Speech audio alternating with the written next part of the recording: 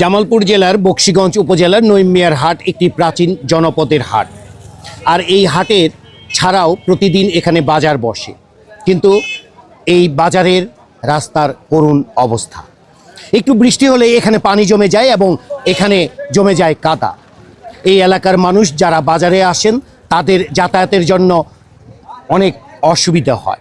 শুধু তাই না, এখানে অনেকে পিছলে পড়ে অনেকে পাও ভেঙে ফেলে এবং এখানে যাতায়াতের জন্য এখানে যে অটো রয়েছে, এখানে রিক্সা হয়েছে, এইগুলো অনেক সময় এখানে অ্যাক্সিডেন্ট হয় শুধুমাত্র এখানে এই রাস্তা ভাঙার জন্য।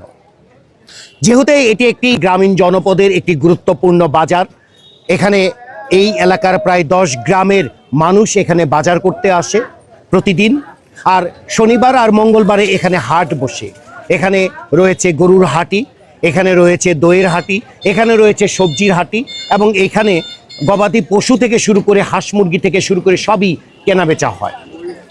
এই হাটের এই করুণ রাস্তার দিকে সরকার দৃষ্টি দেবেন এবং এই এলাকার মানুষের দাবি, যেহেতু নতুন সরকার এসেছে, খুব দ্রুত এই রাস্তার যেন সংস্কার করা হয়। নঈম মিয়ার বাজারের এই ভাঙ্গা এবড়ো এবং এই মুহূর্তে যে পানি জমে আছে সেই রাস্তার পাশে থেকে আমি আনোয়ার বাবু।